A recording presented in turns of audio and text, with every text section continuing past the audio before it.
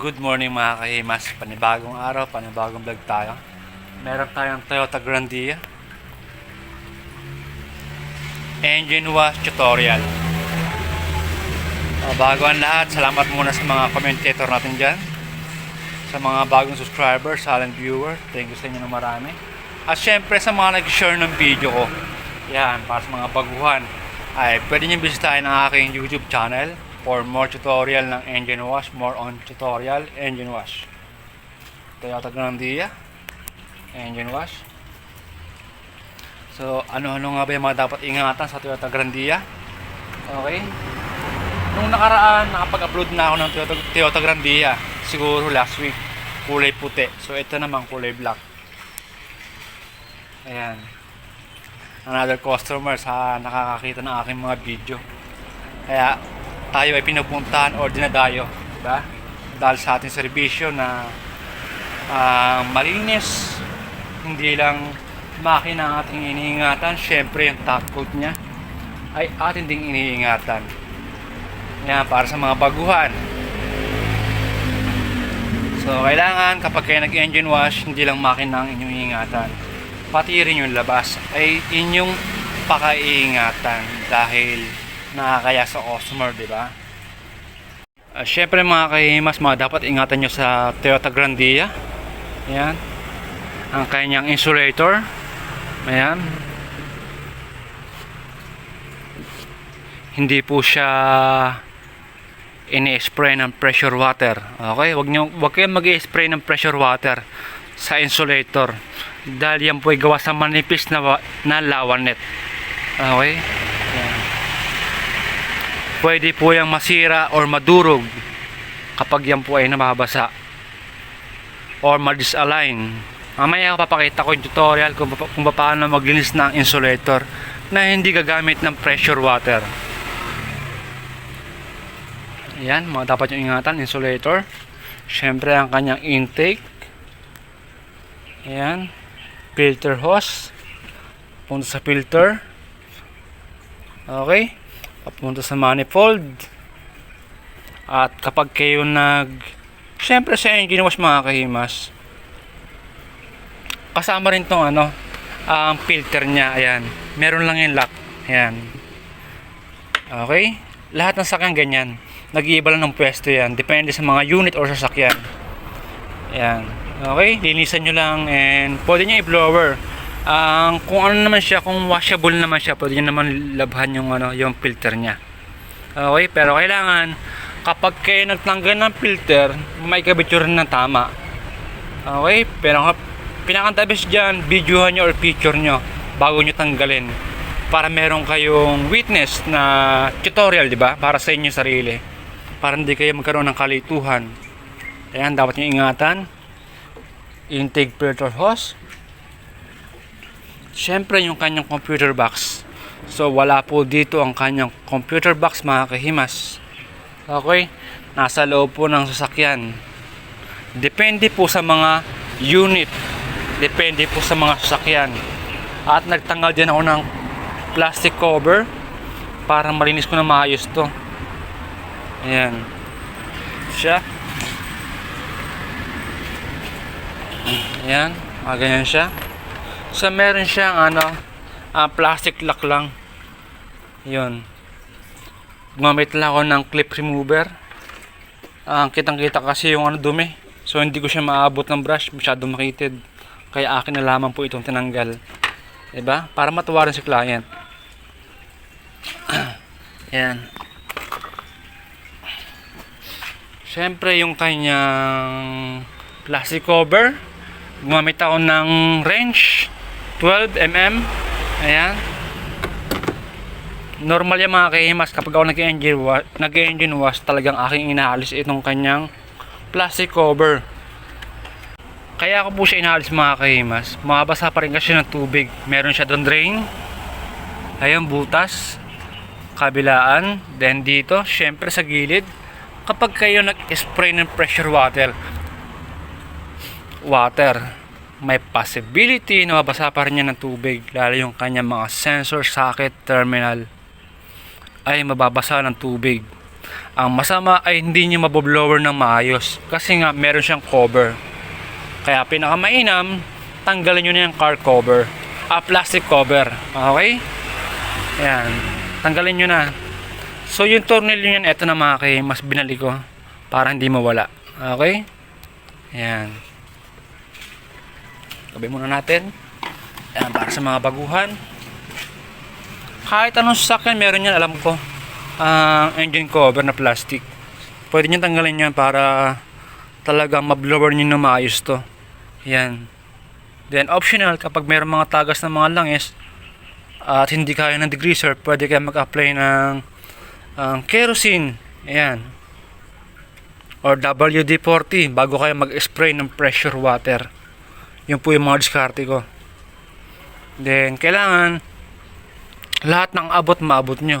Syempre, mamaya gagamit tayo mamaya ng aluminum cleaner dyan sa aluminum hose. Gamit tayo mamaya. Okay, meron po niya sa online, aluminum cleaner. Okay, yun, pinakamainam mga kaimas, kapag kayo nag-apply ng aluminum cleaner ay gumamit kayo ng face shield, face mask at gloves dahil di po sa kamay, masakit po sa mata, at kung sakaling natalsikan ng inyong mata at pwede kayo maghugas kaagad ng running water sa gripo dahil ma-update po siya sa mata yung aluminum cleaner. Okay? Running water lang mga kahimas. At iwasan po ninyo syempre yung chemical na madampot ng bata dahil napakadelikado. Ayan, para sa may mga nakakaintindi ng aking mga tutorial, diba? Play safe. Ayan. So yung kanyang computer box ay nasa loob. Tara. Ayan. Driver side, syempre passenger side. Ayan, dashboard. Meron siyang car cover. Akin na siya tinanggal. Ayan yung kanyang cover, plastic. Andito sa ilalim. Ayan mga kahimas, yung maraming cable. Eto. Ayan. Okay. So ganyan din po yung puti nung nakaraan kong in-upload na engine wash tutorial. Andyan din po yung kanyang computer box. Katulad yung sabi ko ay depende sa mga sasakyan dahil nag-iiba ang pwesto niyan. Nag-iiba ang pwesto ng computer box. Minsan nasa loob, minsan nasa labas. Syempre yung kanyang filter, minsan nasa kaliwa, minsan nasa kanan. Yung kanyang alternator, minsan nasa kaliwa, minsan nasa kanan, minsan nasa ibabaw, diba? Nag-iba pong pwesto niyan. Kaya maging mapagtanong. At syempre para sa mga baguhan, ay magtanong kayo sa mga mekanikong professional. Okay? Dahil bago po matutunan ganito, sa kanila po ako nagtatanong ng ibang mga diskarte upang hindi makasira sa aking isasagawang engine wash tutorial. Sa kanila po gatanong ko ano yung karapat-dapat at hindi karapat-dapat. Okay? Hindi dapat mabasa raw ang kanyang computer box. So, yun, susunod ko, okay naman. Ang kanyang filter. Okay? Yan, para sa mga baguhan. Okay? So ayan, sa pagkasabon naman mga kahimas, pwede naman kayo gamit ng ayan, dishwashing, car shampoo, pwede naman yon. Kung wala kayong automatic car shampoo, or kung wala naman, Ariel powder, powder detergent, pwede naman yan. Shout out sa inyong dalawa. Joy, Ariel, baka naman. Ayan, meron tayong brush, paint brush, sa mga hindi abutan ng daliri. Ayan, kapag kayo nag-a-apply ng chemical or nagkasabon, or detailing brush. Yan, meron po niya sa online, detailing brush. Okay, ito po sa hardware palengke, meron naman yan, paint brush. Syempre mga kahimas, kasama rin niya sa paglilinis. So ayan mga kahimas, paandarin muna natin bago tayo magtanggal ng positive tsaka negative ng battery. Okay.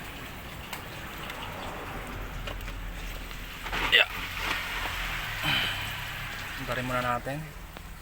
So kailangan kung ano yung lumabas sa gauge, ganoon din yung kalabasan ng nilalaman ng gauge after natin magsagawa ng pag-i-engine wash.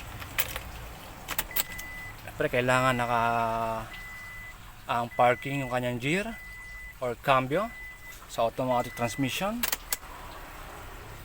Ayan.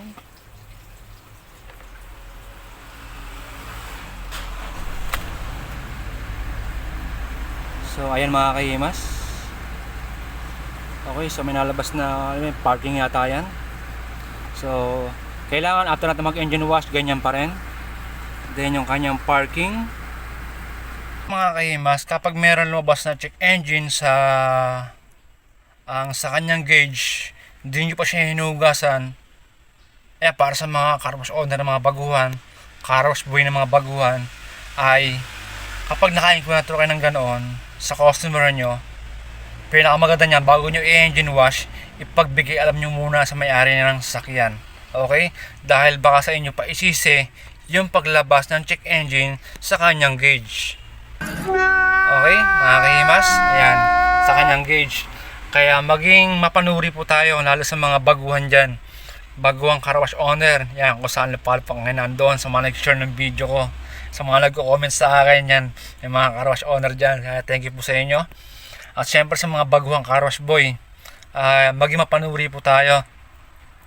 Pag naka-encuentro ng ganoon, ay gumawa mo lang kayo ng video. Pag iniwan ng customer, di gumawa kayo ng video, sample video na naandar yung makina, videohan nyo yung gauge, nalabas yung check engine, then videohan nyo yung makina na walang check engine, yung walang cut, para ipingkis na pagbalik ng customer,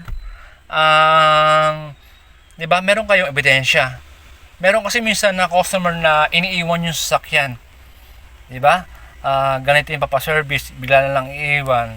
Engine wash mo, pogi, engine wash lang, alis mo na, punta mo na palengke or market or mall, di ba? Yun lang para sa mga baguhan i-share ko sa inyo. Kuha nyo ng video para iwas damay. Okay? Nobody's perfect mga kahimas. Sa akin lang naman gusto ko lang din makatulong para sa mga baguhan. Dahil lahat naman tayo ay natanda, di ba? Nahina. Malaking bagay na sa kapwa yung nakatulong ka sa ganong pamamaraan man lang kahit sa video. Dahil siyempre yung iba kasi malalayong lugar, hindi ko na mapuntahan. Gusto nila ipa-engine wash sa akin, hindi ko mapuntahan, di ba? Kaya gumagawa ko ng tutorial para magkaroon sila ng idea rin, para self-service, di ba?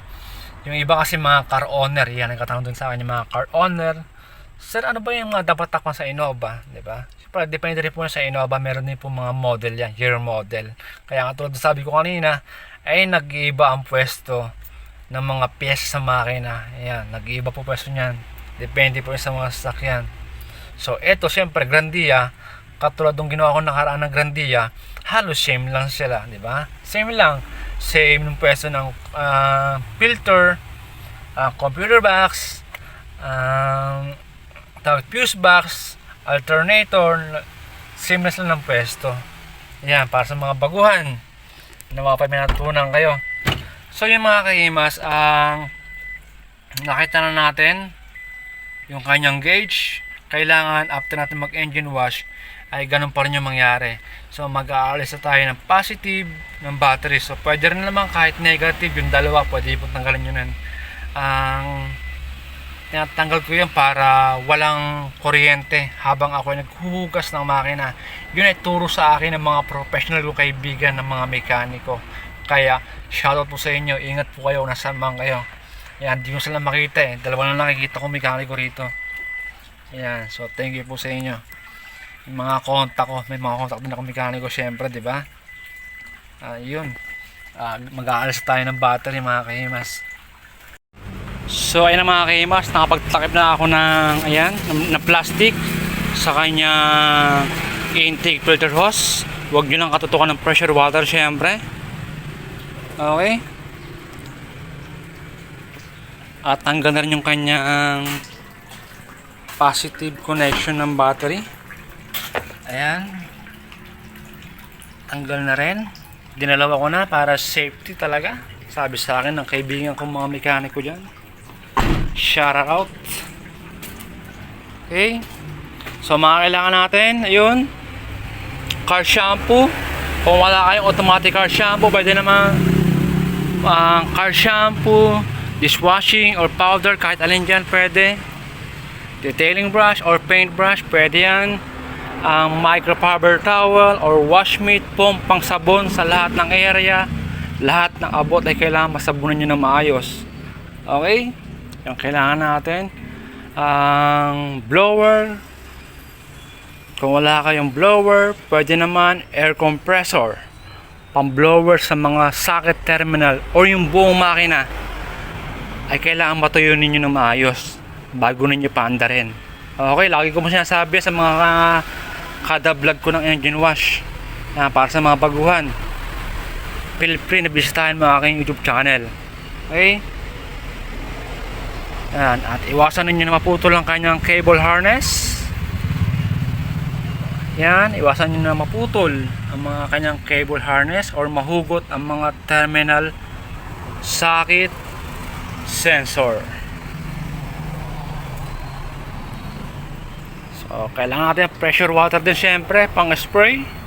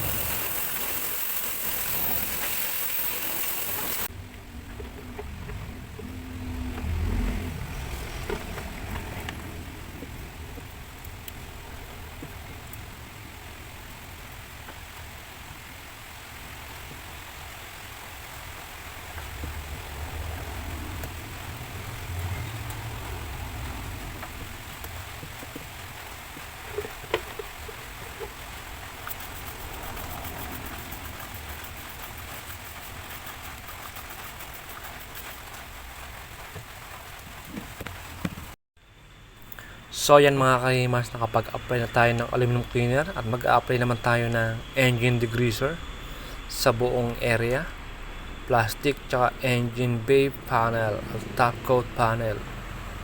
Meron po niya sa online. Ayan yung mga kahimas, yung ating in-applyan ng aluminum cleaner. So maputi na ulit ang kanyang mga hose aluminum. Meron po niya sa online. Ayan mga kahimas. Okay, make sure na gumamit kayo ng face mask, ayan, face shield or gloves, guantes para safety ang inyong balat or ang inyong kalusugan. And after ito mga kahimas, tayo naman ay magkasabon ng buong area or ng buong engine bay nitong Toyota Grandia. At huwag ninyo kalimutan na ingatan ang mga terminal socket sensor. Iwasan ninyo na maputol or mahugot ang lahat na inyong makikitang terminal socket sensor sa buong area. Yun, safety first lang mga kahimas. And mga kahimas, meron niya sa online engine degreaser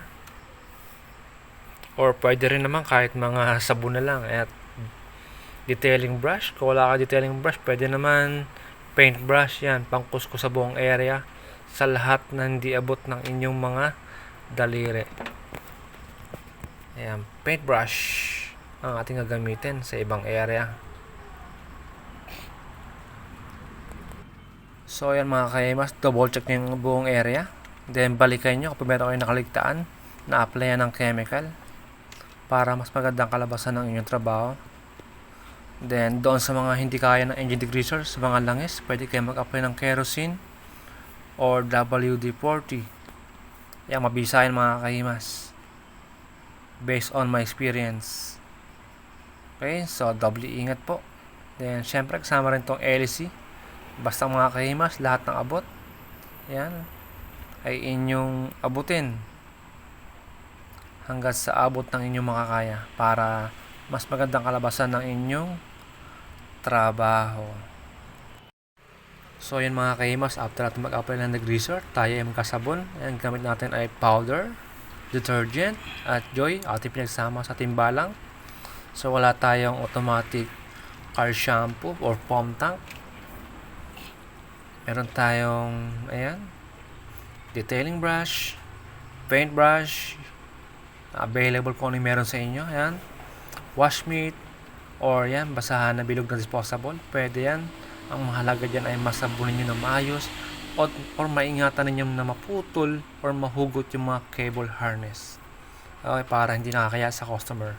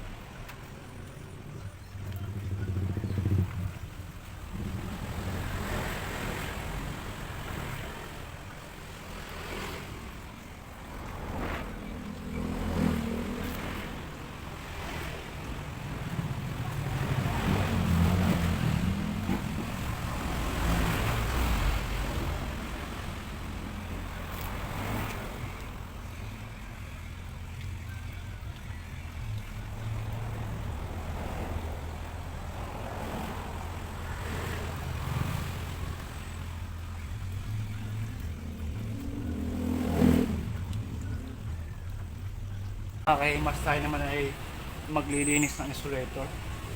Okay, gagamit tayo ng microfiber towel. Yan. Sabunin nyo lang. Lagayan nyo ng sabon. Then, pigaan nyo lang ng maigi.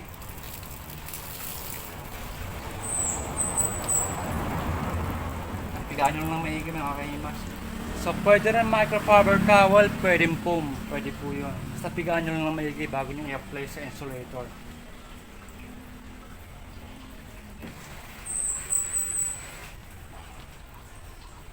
Okay.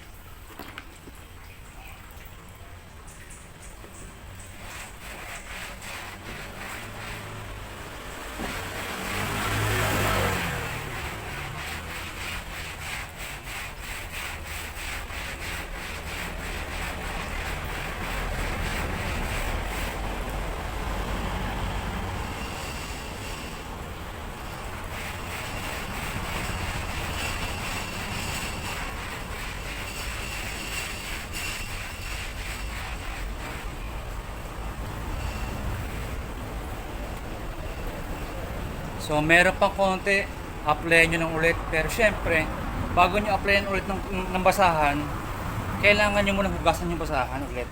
Okay? Para yung dumi makuha. Huwag kayong mag-a-apply ng inyong basahan ay marumi. Okay? So hindi nyo kayang kuhanin yung dumi kasi yung basahan nyo ay marumi. Kailangan nyo muna linisin. Magaling! Lalo ka nilang makukursunadaan! Sana all.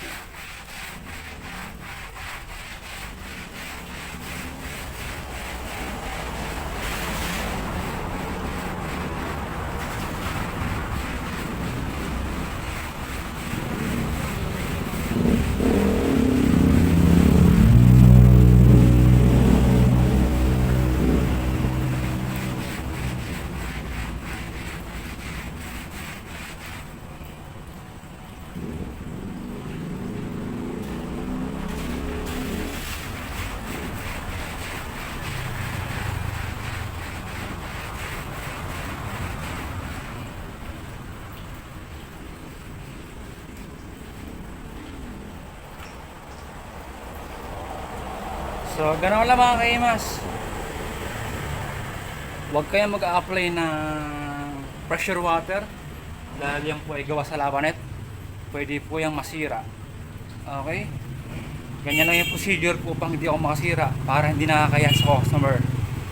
Microfiber towel or foam, sabon or kahit tubig lang, then pigaan nyo lang maigi bago nyo ihagod sa insulator para hindi kayo makasira. Okay? Ulitin nyo lang hanggat makuha yung dumi sa insulator.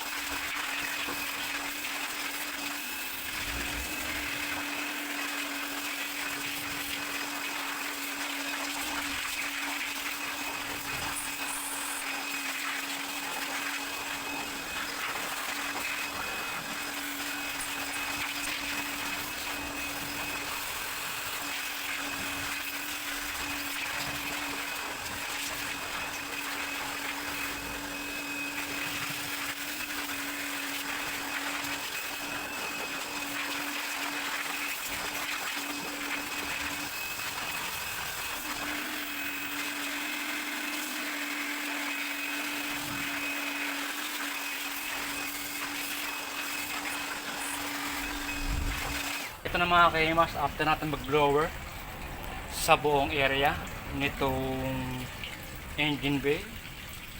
So kailangan lahat ng mga sensor socket terminal na blower nyo at double check nyo baka nabunot or nahugot. Okay? At baka naputol yung mga cable, di ba? Double check nyo bago nyo paanda rin. So kinabit nyo yung kanyang plastic cover. Nakakabit na rin. Then yung kanyang plastic panel cover. Nakakabit na rin. Ayan. At nakapagpagupit na rin tayo. Sana all. So make sure na yun, kailangan tuyong-tuyo yung buong area bago kayo magpa-andar, bago nyo kabit yung battery syempre. Ayan.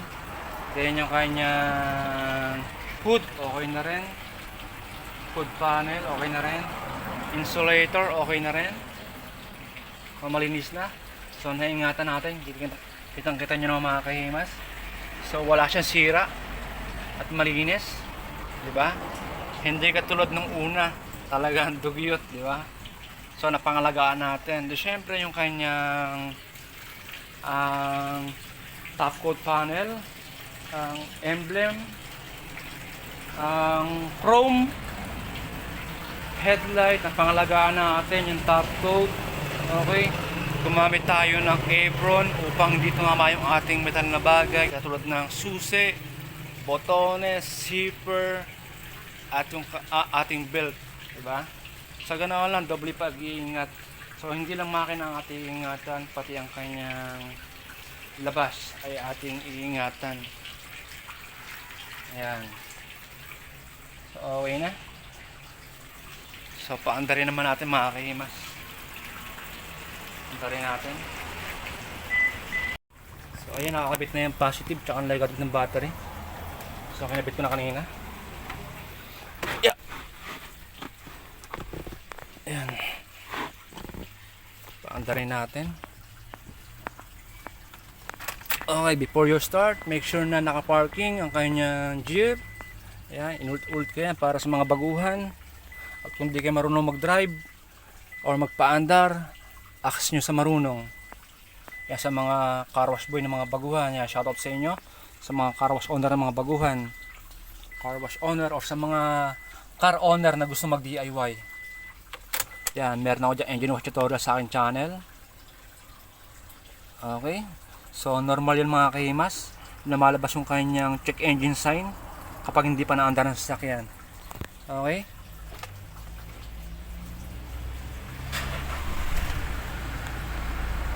So ayan mga kahimas, wala siyang check engine at ganoon pa rin ang kinalabasan ng ating sinagawang engine wash tutorial nitong Toyota Grande. Oh my God!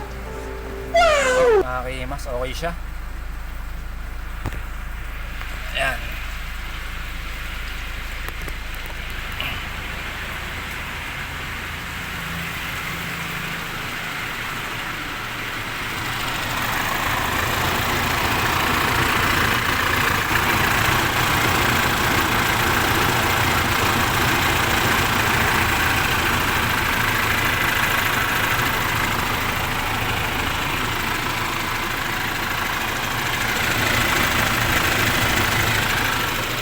So wala siyang check engine mga kahimas. Ayan.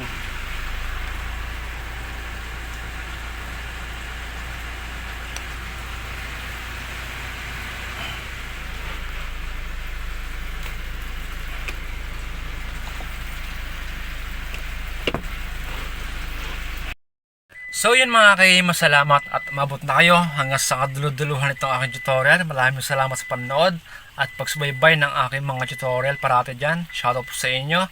At sa mga bagong subscriber, silent viewer, shoutout po sa inyo. Sa lahat ng viewer, shoutout po sa inyo. Maraming salamat. So kita-kits po tayo sa mga sunod na upload. So thank you po. Bye bye. So ayan nga na mga kahimas, may napansin pala ako. So kaya ko naman palang resolbahin yung problema. Ayan. So makikita nyo mga kahimas nung sa unang video ko, makikita nyo sa gawin dito, lumabas yung kanyang parking aid system dito, kulay orange. So, okay na siya. Ayan. Okay? Wala yung mga kahimas. Ayan mga kahimas, okay na. So wala na yung kanyang ang parking aid system. Ayan. Para sa mga makakaengkwentro ng ganyang problema, ay pinakamainam, lilinisin ninyo mga kahimas yung kanyang ang camera sensor. Ayan. Okay? Pwede naman yan lang WD-40. Ayan. Lagay nyo lang WD-40 pati sa likod. So kanina, ang ginawa ko kanina, nilinis ko kanina ng WD-40. Ayan, lubricants. Ayan, lubricants. Nilinis ko kanina. And alcohol. So walang nangyari, naandun pa rin yung kanyang naandun pa rin yung kanyang ang parking aid system.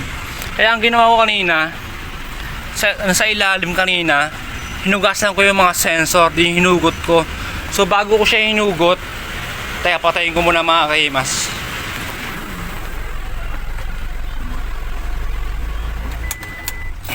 So bago ko siya hinugot mga kahimas, ay tinanggal ko muna yung kanyang positive ng battery. Inalis ko muna. Then nilinis ko yung kanyang sensor. Meron yan dito sensor mga kahimas sa likod. Teka lang, huwag tayong higaan. Wait lang mga kahimas. Then yun, sa ilalim tayo. Yeah. Check natin yung kanyang ang sensor. Okay? Ayan. So ito mga kahimas, hinugot ko lang kanina yung sensor na yan. Okay, so bago ang lahat, bago nyo hugutin pinakamainam para sa mga baguhan, pinakamainam ay hugutin nyo muna yung ang negative connection ng battery. Okay? Yan, hinugot ko muna, then in-spray ako ng pressure water, then syempre blower. Yan, para sa mga baguhan.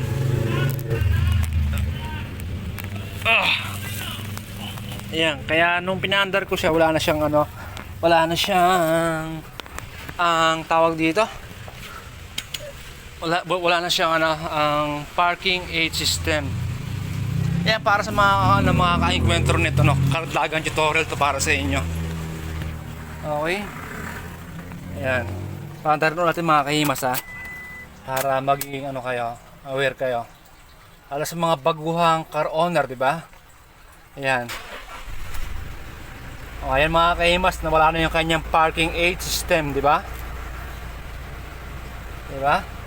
So libre lang yung mga kahimas para sa mga merong mga sensor camera yung sasakyan ng bumper, di ba? If in case na maka-encounter kayo ng ganoon, may lumabas na parking aid system sa inyong gauge. Punasan nyo na yung kanyang punasan nyo na yung camera, then yung linisin nyo yung mga sensor socket terminal. Linisin nyo, hugutin nyo muna, then linisin nyo. Siyempre huwag nyo kalimutan, una-una nyo gawin pag kayo naghuhugot ng mga terminal socket sensor, hugutin nyo yung negative connection ng battery. Okay? So ito ay Grandia, kaya andyan po yung kanyang battery. So wala po sa makina. Ayan. Okay.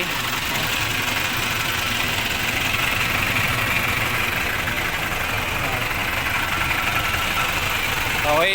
So nasa ang driver side po ang kanyang battery. Yan, sa may step board. Yan. Okay.